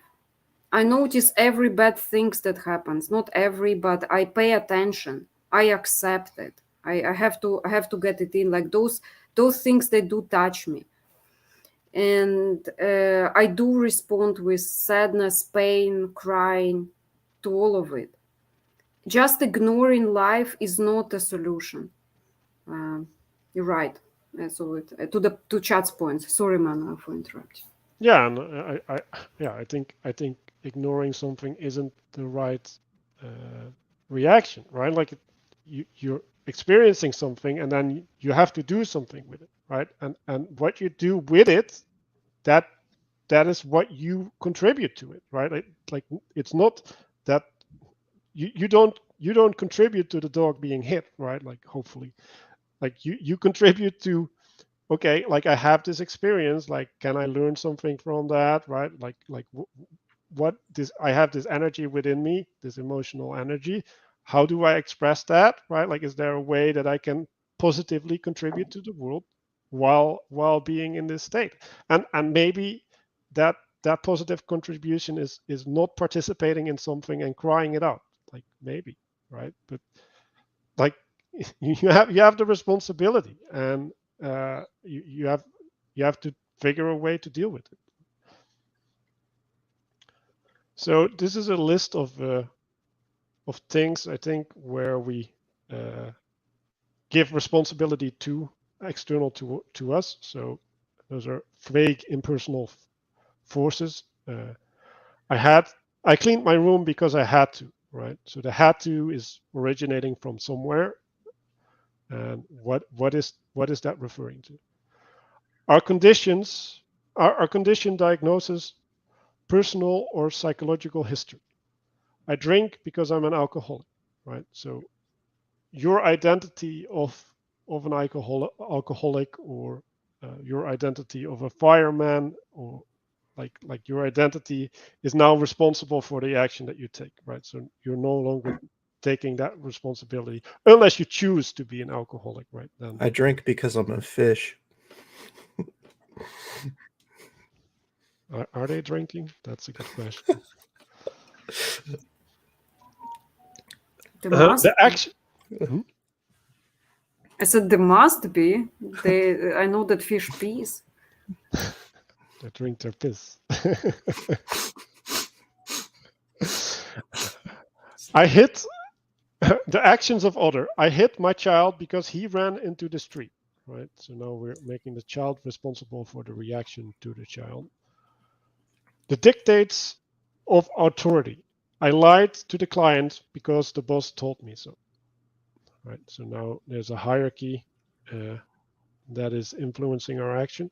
And I actually think that these saying the hierarchy set to do so, like I think that is appropriate up until a point, and then we have to take our own responsibility. So I don't think it's black and white. Group pressure. I started smoking because all my friends did, right?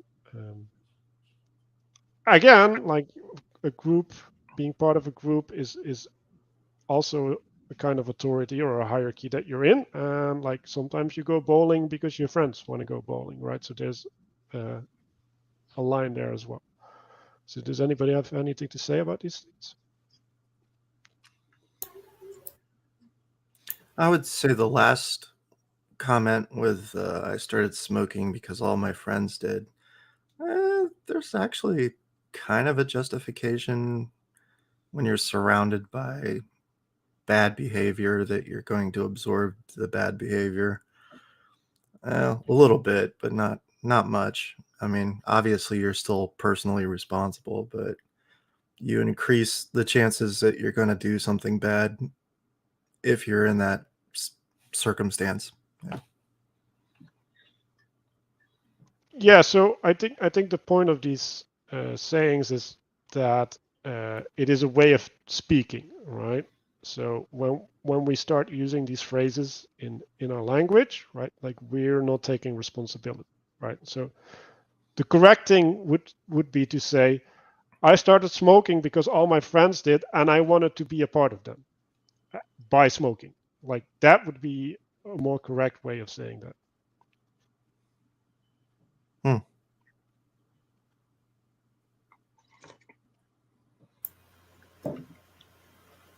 I always think there are many reasons why we do a thing.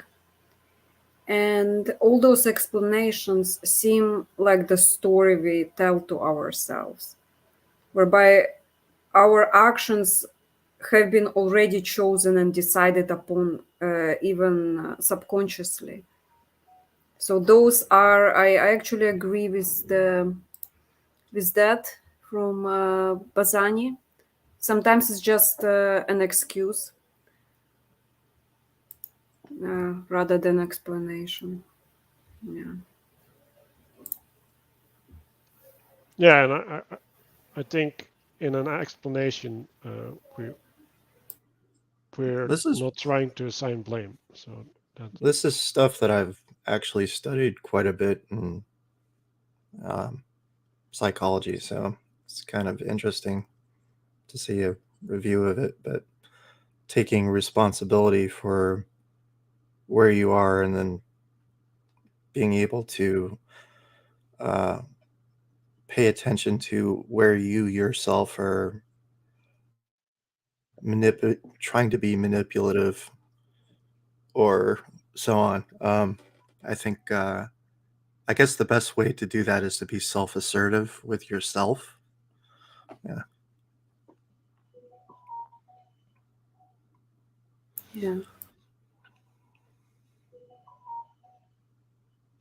then we also have institutional policies, rules, and regulations. I have to suspend you for this infraction because it's the school's policy.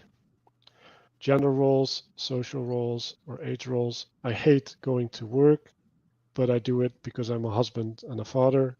Uncontrollable impulses. I was overcome by my urge to eat the candy bar.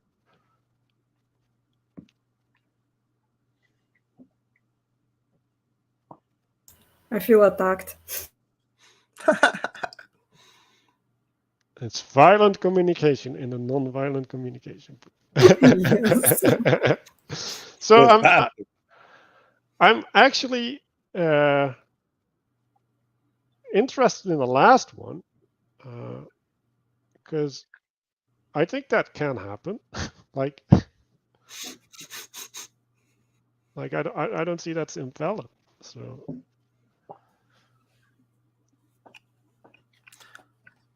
Well, it's also kind of still an excuse, I suppose, because it's like, yeah, you can be overcome by an urge, but that doesn't mean you have to respond to the urge. But No, that's what overcome means. Like, I guess so.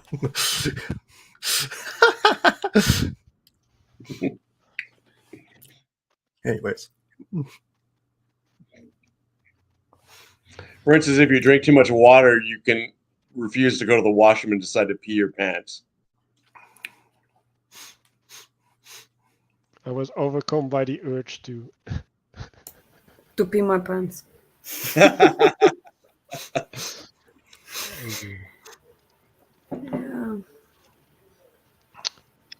We can replace language that implies a lack of choice with language that acknowledges choice. So, like, to go back to the candy bar urge thing, right? Like, I think it would be fair to say that, like, I put myself in a place where I could be overcome by an urge or something, right? And that's a way to take a step back and take a different level of responsibility.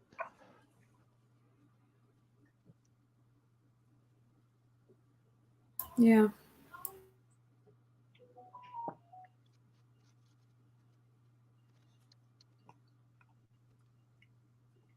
So Nodrik, I think you like this one, so maybe you should read it. Oh my God, can you enlarge it? It's too tiny. Not easily. Oh, okay, I will squint my eyes in that case. My children gave me some invaluable lessons about demands. Somehow I had gotten it into my head that a parent, my job was to make demands. I learned, however, that we can never could make all the demands in the world, but people do anything, still could not make the children do anything. Okay, I think there's something wrong. I'll look I it up know. in the book. Okay, thanks, man. Like, I think there is like partially unposted stuff. I mean, so generally, I remember that part of the book, and generally, we cannot make people do anything for us. Just to summarize that bit, we can make all the demands in the world, but we cannot make people do things. And children are teachers of that. And each time we make a person by force, people will retaliate. It will hit us at the back the moment we do not anticipate it. Unless you're the government, yeah. Yeah. Wow. Yeah, that's way more text.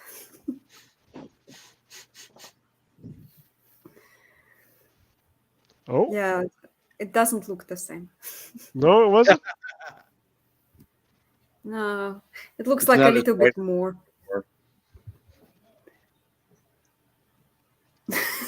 Parenting advice. Oh wait, like, oh my God. I mean, dude, it's a sign from God. Just keep it away. Do not make demands onto the stream, otherwise the stream will retaliate. I like the parenting advice from Bazani. Never negotiate with terrorists. That was the author? Sure. I don't know. But it's a Well, cool it was saying.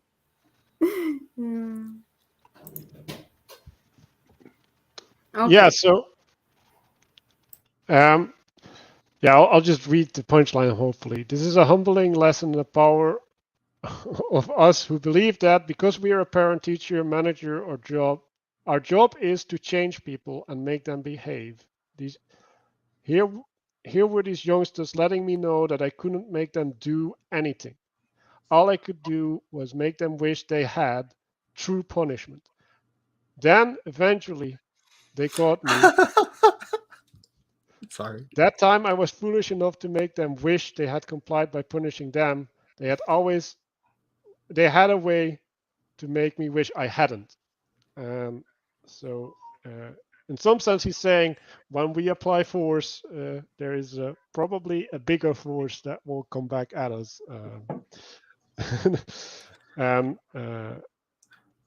Force has to be applied in only very limited situations. And well, I've kind of gotten a lot of my understanding on how to deal with people or children or situations where there's people are out of control, kind of like Caesar Milan, the dog whisperer. He talks about being calm and assertive and having a air of dominance, but not like you're frustrated with a situation. If you get frustrated with something, then you've technically lost control over it. So you have to be calm and assertive, so to speak.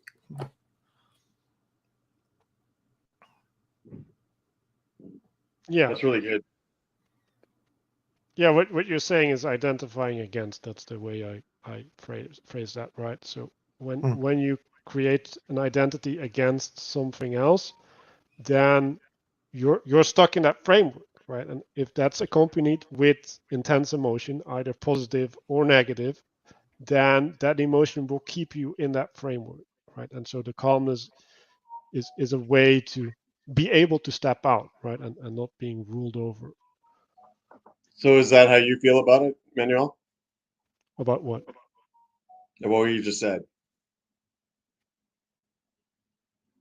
And the question is, do you feel calm? How about now? Do you still feel calm? How about now? How about now? No, I like. Well, so I would argue, right? Like I don't think it's necessarily bad to be in that emotion, right? Like even anger is good if you need to fight, right? Like you need that strength to aid you in this threatening situation. Like that is important, right? So I think it's having appropriate identity against the things around you, because you need to pick your identity, and you need to pick the problem. So you need to have a right problem formulation, and you need to be able to switch between modalities, right? Like if your anger is unjust, you should be able to snap out of it. Yeah, it's a matter of proportion, having anger and proportion, or because if you sound out of control, that's just going to add to the situation being out of control. Yeah. Yeah, that's very good.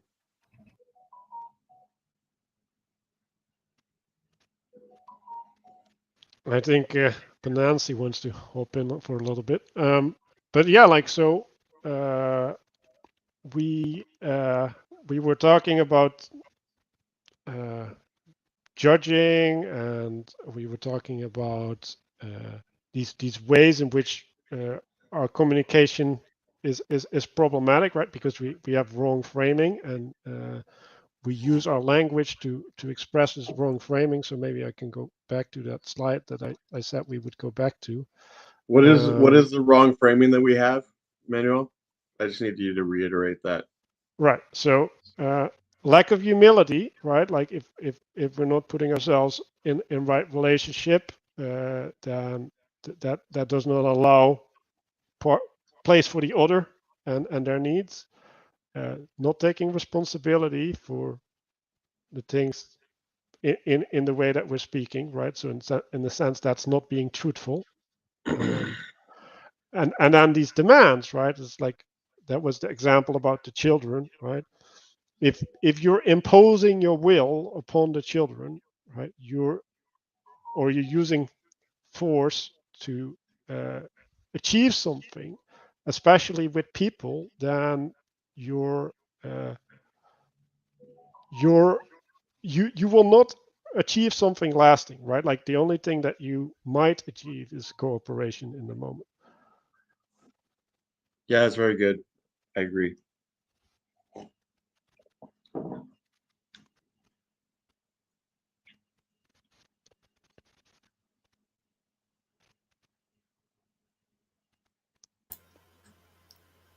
Are there still many slides? No, I think we went to the end. Maybe we can go back to this one and close it off. Nice. So these were the 4 steps, and I think, yeah, like what was the purpose of the second chapter? Was it like preparation in order to do the steps or something? Oh, there we are.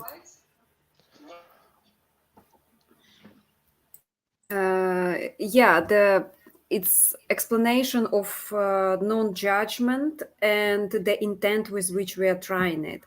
So the other person doesn't feel guilted into the thing, but not coerced, but actually understand the reason why we do it. So it is maybe further elaboration on why we do it and how. Yeah, welcome, Bazani. Hey guys. Yeah, we're kind of closing down. So did you have some things you wanted to bring up still? Well, I was just, yeah, I don't know. Let's, you guys just keep going, and then I might chime in. So. Welcome. You're welcome. Welcome. So I guess if we want to do a summary, right? Like we had this struggle about when and like I'm gonna say more importantly how to implement this nonviolent communication, right? Are you asking a question, Corey? Or? No, I just played with my pen. Because it's important to realize, and I had this comment about maybe it's more appropriate to do in writing, right? Because I think it's really disruptive to step back into the systematic structure. And then we were talking about hierarchies and what we value, right? And I think if we value smoothness of communication and realize that we can't establish smoothness, then maybe we need to reorient towards establishing the ability to commune before, well, not maybe, probably, to commune before we can continue.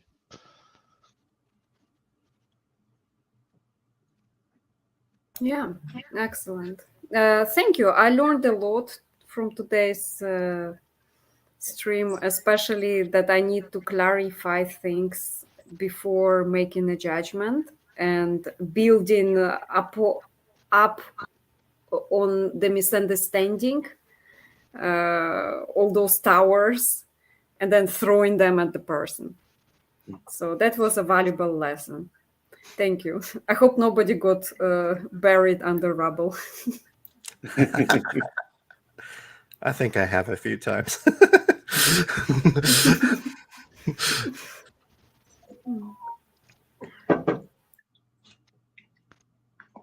So, Bazani, do you want to have a final say? Well, just thank you. something I've been thinking about since I've been listening to this. I had heard Kara use the term nonviolent communications before, and I have been curious to kind of, try and understand what she was getting at with that. But where my thoughts have been on this subject, and they have been on this subject for a while now, is that what you see, what I think we're talking about here is a pattern of us basically using force on other people to do things that they don't consider to be good for themselves or right, potentially, right? I think is especially where it goes wrong, right? And how this is not just a pattern, like this is a pattern that when you see it in the context of marriage, we'll use the term abuse. When we see this in the context of a religious or political group, we'll call it a cult, right? Hmm. you know, but it's a yeah. These same sort of things can actually be systematized into controlling mechanisms of behavior that a sociologist would actually describe as a cult. But quote unquote violent communications being one part of that. But anyway, I think this has been a very wonderful conversation, and it's really cool to see somebody else kind of looking at that same area. So Hmm. awesome. Thank you. I also wanted to comment. Excuse me. Kind of reminds me of something I sort of came up with a long time ago in my thinking, and was it the term "judge not, and thou shalt not be judged"? For in the measure you use it, it will be used against you. Now, I don't think that's an exact thing to communication all the time, but relatively speaking, being aware of the assertions that you're making in your thinking when approaching someone else, and what that person has to go through when it comes to your assertions, you are projecting something that's going to come back right at you. So, yeah. I remember agent asked at the beginning, why are we doing it? What's the point of nonviolent communication at all? Is this to keep the conversation going? Hmm. And there is a reason why I started reading that book. It's not a cult because it doesn't have a leader or gatherings, nothing like that. Like the author had his seminars, but it's not a thing. Maybe there are some seminars. I never looked into it. To me personally, it started with me dealing with reality, and I had difficulties to process violence and war. Like it was harmful to me. I would come in and like most of the videos, people fighting, people presenting their arguments, and they're like, stop. So I looked into that book because for I could not take it anymore. Well, a Somehow all that, yeah. lot of the reason people fight often has to do with much more underlying things in their psychology. Much more. It's usually what they're projecting in front of you with their words is often surface level. It's usually very surface level. So Mm. I I yeah, I understand. I get that there are reasons. Yeah, it's like I was not trying to understand the reason. Dust. I was trying to cope with it, like the all this inflood of the news, and I had to deal with it. I had to keep my eyes open. I could not ignore it Why do you have to keep your eyes open? because otherwise I cannot be of use or help to people affected in my life in all this violence. Like if I go and like hide my head in the sand, I don't think I'm much of use. So I needed to pull myself out, let's say, and find a way to frame the reality non-violently to myself. Somehow Mhm. all those observation, clarification, the way I pose, so that I can be of use to people who are like in my immediate family. Who am I trying to help, let's say? Well, I think the one thing that probably teaches people how to be more gracious in those circumstances is trauma themselves and going through trauma. But it's hard to understand what trauma someone else is going through because it's very particular to their narrative and their thinking and what's going on in their mind. But I mean, all you can really bring to you can't necessarily lift up all of those traumas, though. You want to be useful, right? But there's a case where rescuing somebody from being drowning, when there's this thing where you can't go up to somebody who's flailing around in the water constantly and saying, I'm drowning. No, you have to give that person distance and wait for them to calm down and say, I'm not going to help you until you stop flailing. And yeah, I mean, there's things that you cannot. You're not burying your head in the sand by keeping yourself safe. And that's all I'm trying to get at. Yeah. Before we close, Agent or Bazani, would you like to guys add something? Thank you for advice, Dust. This is really interesting. It's really good, and I think there's lots of examples that we all exemplified of the material in our discussion. So I really enjoyed that, and I look forward to next time and being a little bit more prepared. So thank you for allowing me to participate. Thank you for being here. Thank you so much. Bazani? That was a great conversation. Thank you. Yeah, wonderful discussion, and I think I'm going to try and review the first installment of this before before the next one comes out too. But yeah, I appreciate being able to listen in and chime in a little tiny bit. But yeah, I mean, just I think it's to a couple of the points that were brought up in the comments. So somebody, a friend of mine on Twitter said something along the lines of parenting is a sort of tyranny, but it's a good one, right? and I thought that kind of addressed the issue properly, right? When we say coercion or manipulation, like whenever you really start to dig into this subject, the issue comes up. Well, what if you're really doing it for their good, right? And when it comes to a small child who doesn't understand why I'm not supposed to, run wild in the parking lot, right? Or, play in the street or whatever it is, right? In those sorts of situations, right? All they understand is kind of action and consequence, right? And so you deal with them as you deal with a child, right? But as they grow up and they're capable of understanding things and processing things and making decisions in a different way, right? Then your style of parenting should change, right? And it shouldn't stay that way that when they were 2, right?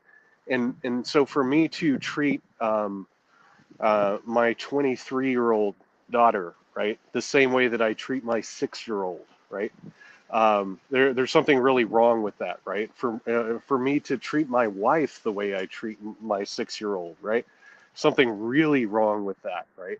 So I think what we're talking about, like I think we're hitting on a nerve, right? That I think everybody kind of knows at some level, like there's something off, right? When we get into that space, and I think really what we're trying to do here is, we're trying to say, well, what is it exactly, right? How do we define the wrong, right? In some sense, and it's a good conversation, I think, for us to have. Well, yes. Thank you. So there's a couple things I want to add, right? Like Nodrik was effectively talking about a framework that allows her to engage differently, and I think we need a framework to engage because else we're floating, right? And then we can slowly, through the conversations like this, right, we can hone it to be more true. So I think that's really important, and I also think that when we're talking about imposing things, right, I think humility is the thing that is appropriate there, right? Like, are we doing the thing for the right reason, right? Like, are we doing it for personal reasons or for the right reasons? And then secondly, is what we're doing actually achieving what we intend with our action, right? Like, because even if you're doing the right thing, it might not achieve the right result, and then you have to adjust your strategy, right? So just saying I'm doing the right thing and therefore is insufficient to be a good agent in the world.